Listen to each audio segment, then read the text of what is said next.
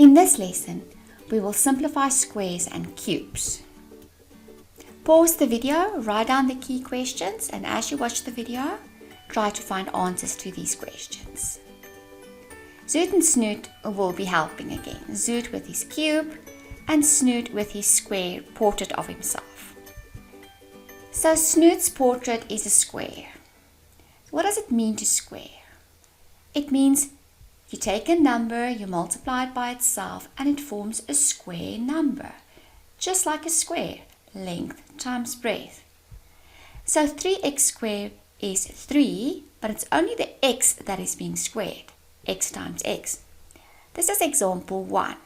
Write down all the examples and make sure you understand and notice the difference between them. 3x in brackets squared is 3x times 3x. Note that it's also the 3 that is being squared, and that is 9x squared. So the shortcut would be 3 squared x squared. This is one term in a bracket. What about 3x cubed squared? It means the whole bracket must be multiplied by itself. The shortcut would be 3 squared, and do you remember a power raised to a power?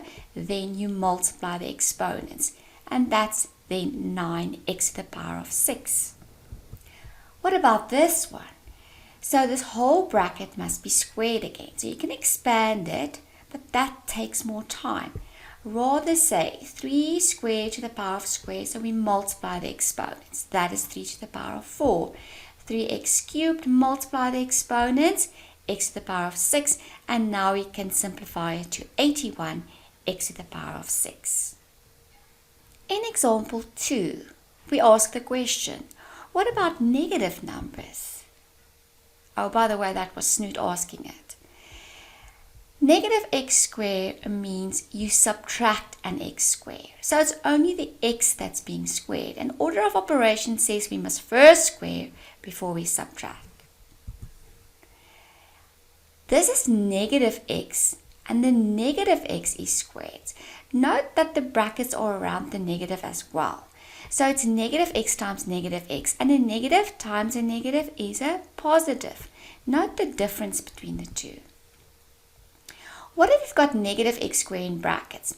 See that 2 is inside the bracket, so it's the same as the first one. You subtract an x squared. So it's negative x times x, negative x squared. What if there's a negative and then brackets, but the 2 is inside the bracket? It's exactly the same as the top one as well. It's you subtract an x squared. So the only time when it becomes positive, if it's a negative x in brackets squared. So this is the same. In other words, this is the one. What if you've got subtract negative x in brackets squared? Note 2 operations. You're squaring and you're subtracting. You first have to square. And we know if we square it, it will give us x squared, a positive x squared. So if you subtract a positive x squared, it becomes a negative x squared. Be careful, a common mistake here is to say negative times a negative is a positive. But then order of operation is not considered. You have to first square before you subtract. Example 3.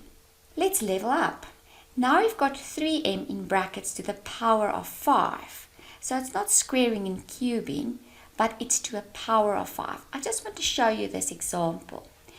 So it will be 3 to the power of 5 and then m to the power of 5, right? What if we've got negative 3m in brackets to the power of 5? That negative 3 must be multiplied by itself 5 times.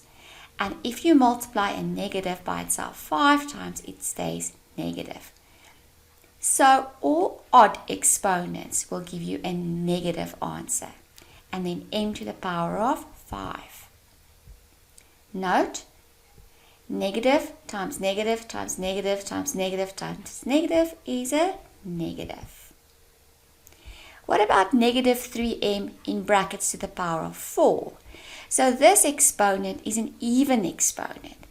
And therefore a negative times a negative times a negative times a negative is a positive because of the even amount of negatives.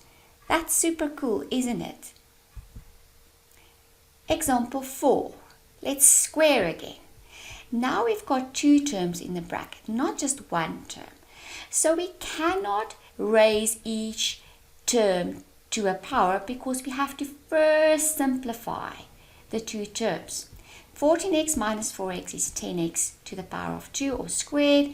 We square the 10, we square the x, it's 100x squared. What if we end up with a negative in the bracket? 4x minus 14x.